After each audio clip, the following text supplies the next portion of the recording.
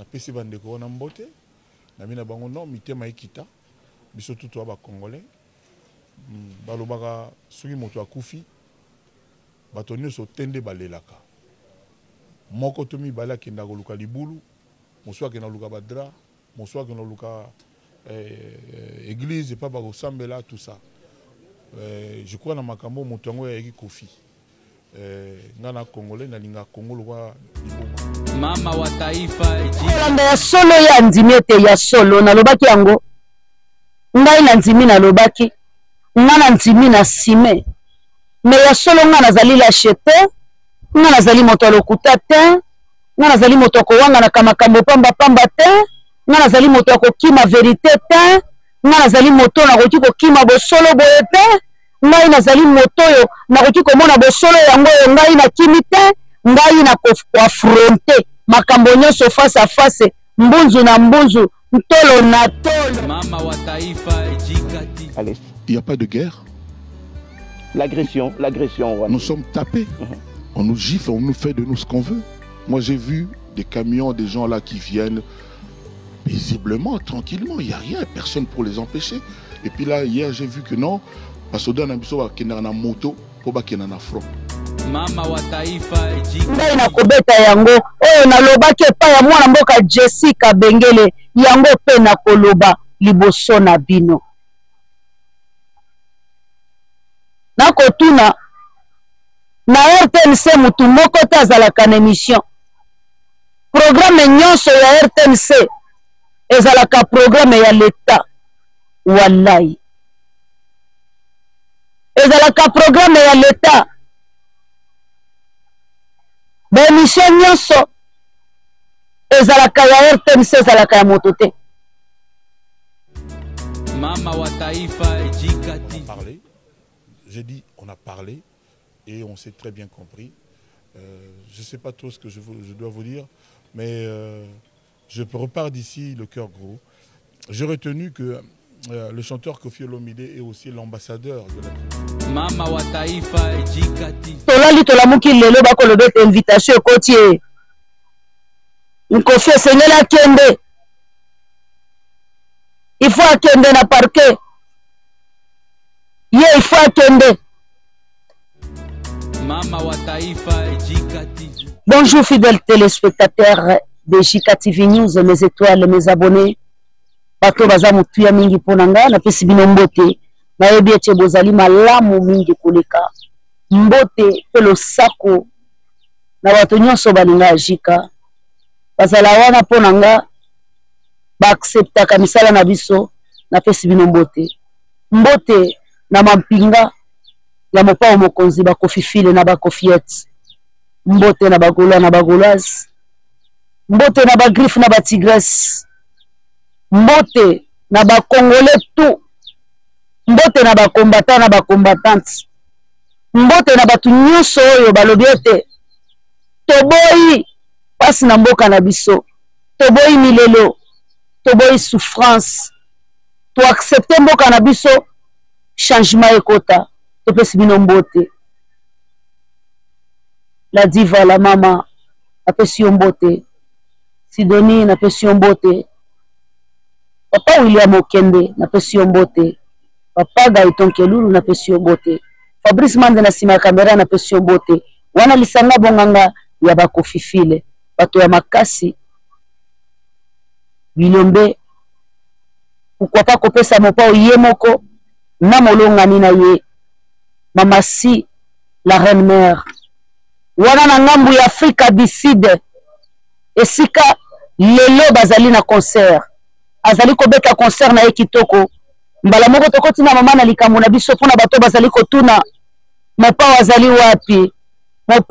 wapi tomoni invitation invité ye na grande distance na cour de cassation tomoni mopa wazali na Afrique du Sud aleka peka na aéroport na biso wa elongo na molongani na ye akei kosala musala na ye o biso toyebeli na minute oyo ako sepelisa biso e ya solo penza tozali koloba joyeux anniversaire mbotama elamu une année de plus ça se fête une année de plus hein? Ezali ko mérité Mopao Mokonzi Songambeli 68 ans.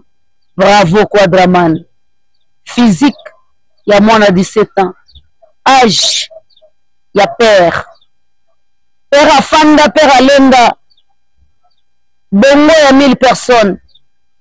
Nous autres, il y a Makas. Totombele ba joyeux anniversaire. Et le monde a étoile tout ya JK TV News.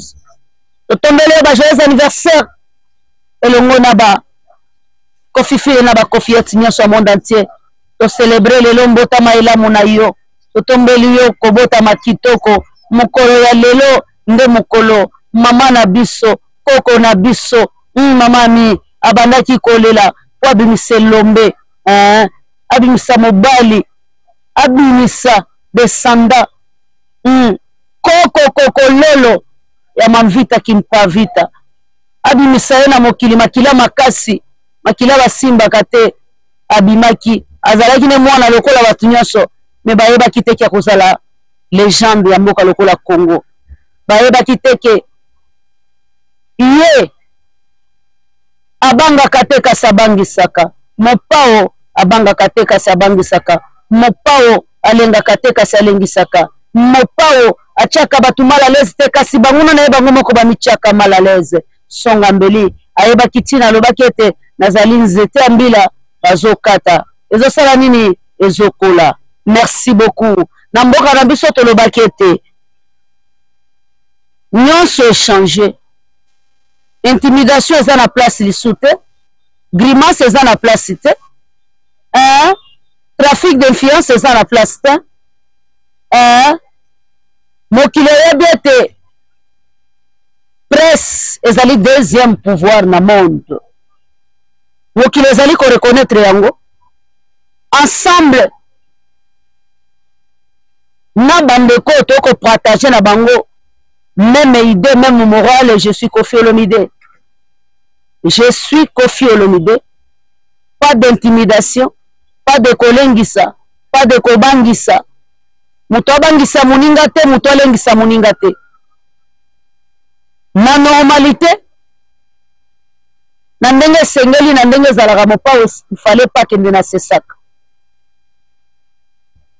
Tolali tolamuki mopa wakei na sesak.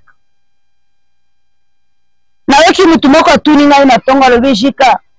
Pourquoi après kobima na sesak mopa wa confirmer lisusu malobana lobaki eza lokola défier sesak. Kofi Olomide aza noko aza père. Kofi Olomide aza combattant.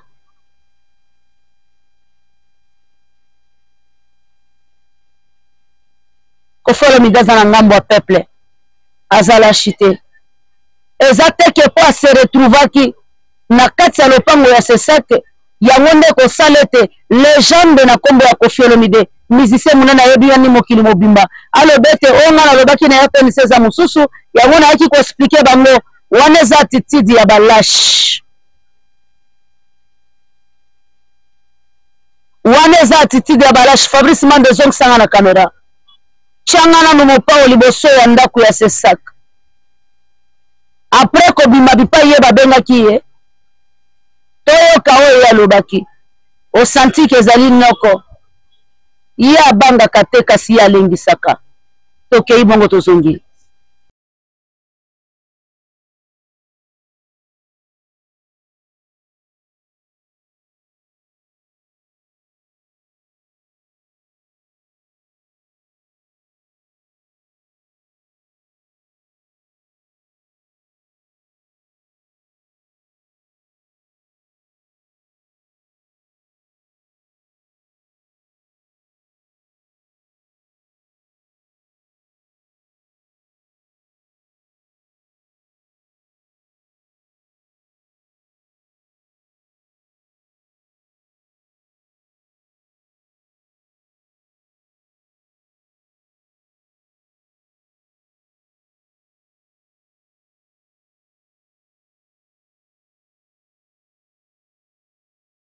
Incontestable, vous êtes un géant dans notre continent. Après l'émission Autofo avec Jessica Bassele, vous avez été invité ici au Conseil supérieur de l'audiovisuel et de la communication, CESAC.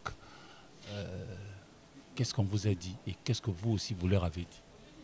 En fait, j'étais invité le vendredi, demain, le 12, et c'est moi qui ai sollicité de venir tout de suite.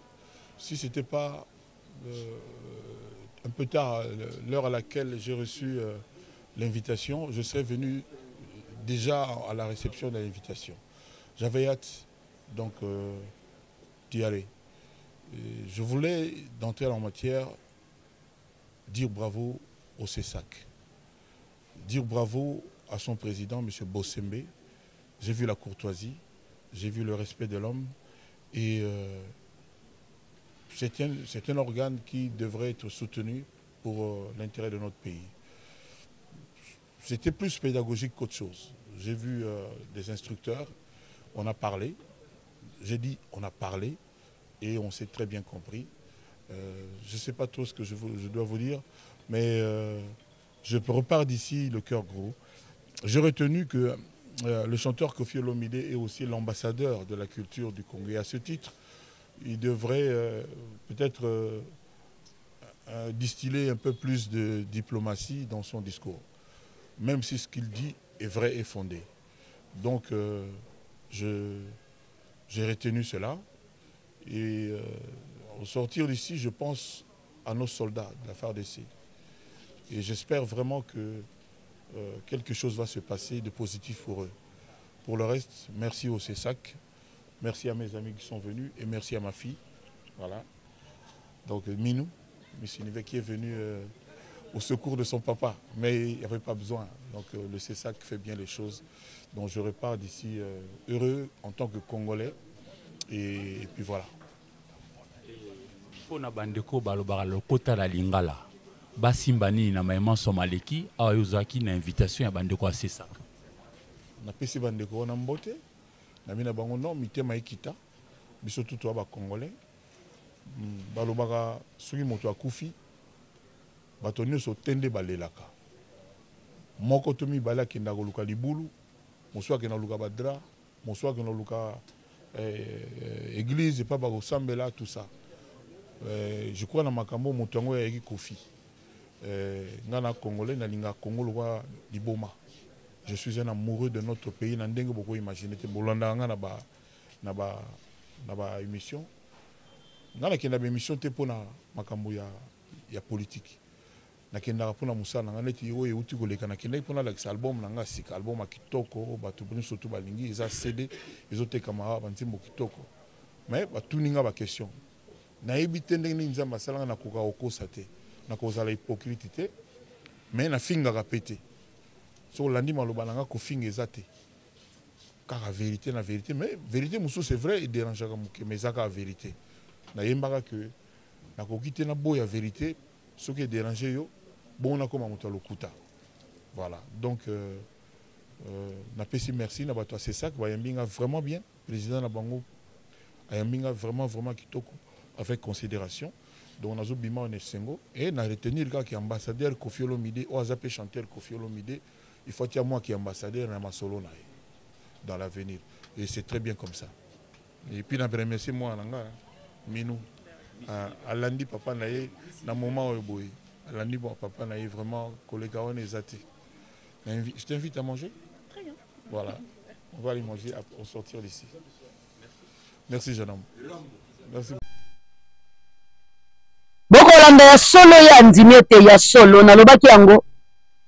Ngai na ndimi na lobaki nga na ndimi na sime me ya solo nga nazali lâche te nga nazali moto lokuta te nga nazali moto kowanga na kamakambo pamba te nga nazali moto akokima vérité te nga nazali moto nakoki kokima bosolo boye te ngai nazali moto oyo nakoki komona bosolo yango oyo ngai nakimi te ngai na koafronte makambo nyonso face à face mbunzu na mbunzu ntolo na tolo ngai na kobeta yango oyo nalobaki epai ya mwana mboka Jessica Bengele yango pe na koloba liboso na bino nakotuna na RTNC mutu moko te azalaka na émission programme nyonso ya RTNC ezalaka programme ya leta wallahi ezalaka programme ya l'État bémission nyonso ezalaka ya RTNC ezalaka ya moto te. Il fallait bo suspendre Jessica ces émissions te eza lokola RTNC emisali suspension yango moko bokomona makambo ekolekana na mboka na biso mwa toloba yango ezali te. Tolobi ete intimidation ekoleka te, je suis Koffi Olomide aujourd'hui, je suis Koffi Olomide demain. Quand il s'agit il y a intérêt ya mboka tozali wana. Quand il s'agit ya kodefendre badroit mpe kolela na monde entier pasi oyo tokomona nga nazali wana ngai nakoloba yango. Tolali tolamuki lelo bakoloba ete invitation ekoti ye Koffi esengeli akende, il faut akende na parquet ye, il faut akende na grande instance, il faut akende ye. Il faut ye akende ya solo penza akokende lolenge nini mutune ezali epai na bino ye, akokende lolenge nini mutune ezali epai na bino bandeko.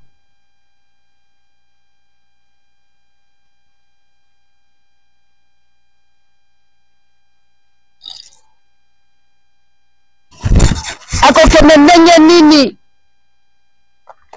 mutune ezali epai na bino. Est-ce que mopawa obomi moto? Est-ce que mopawa lisumu nini asali? Lelo bato este bango moko bakomi kobimisa ba vidéo. Nous ne sommes pas là. Mais aujourd'hui, toye liboso na bino pona kolobete. Tolobi non na intimidation. Mutu ako intimide muninga azali te. Mutu ako bangisa muninga azali te. Mboka oyo ezali ya biso nyonso. Koffi pa azali muninga ya mutu te. Koffi azali elema munene. Koffi azali légende ya mboka na biso. Bipai bofandaka nde bipai Koffi afandaka. Abomi moto te, afingi moto te, atangi pe kombo ya moto te pona kolobe totangaki moto boye. Yango biso tobengi yo pona kombo ya moto tangaki. Kombo ya moto bimaki te. Invitation ezala iyo akende a répondre. Ndenge tozali kokende na mboka na biso ezali na besoin lisusu ya ba traumatisme te. Ezali lisusu na besoin ya biloko oyo ekoki ko rendre mboka na kati na pasi te. Mboka na kati ya souffrance te. Te. Parce que makambo soko otali yango malamu ekomema biso musika. Soko otali yango malamu ekomema biso musika. Nakoloba na yebi makambo nakoloba yango bien. Soko tali makambo malamu ekomema biso musika. Ekokoma makambo minene okokosilisa yango te. Koffi Olomide aza leader d'opinion. Aza papa ya bana ebele. Aza mokonzi munene. Azali n'importe qui te. Makambo soki boke nango boye. Mutu okokosilisa yango azali te. Parce que tant que vous allez kokende makambo boye ya aza politicien te. Akota ki na politique ya lobite monde na ngate. Parce que monde na moni mabe tondi mbeke. Ngala continuer na monde te. Sengeli ngana sukula maboko na continuer na monde na ngai. Na ndenga bo pete nyonso na ndenge nyonso ya kimia. Esili na. Esili. Ba règlement na bino ya politique ekoki kosuka na ngambu na bino. Mais na ngambu mopa ote. Le monsieur vous a fait quoi? Fabrice Mande tozonga na sima. Toyoka maloba ya mopa o lelo. E matisi ba panel, e matisi ba live gauche droite. Batu bako défendre mopa o na yoki na ya bokecho. Lelo aglobi ete mopa o azali na raison. Ata kwa bengi ye bébé ezali kotombola tendresse ya mamasi. Mwasi Nzambe ezali kotombola tendresse ya mamasi mwasi Nzambe. ya solo penza.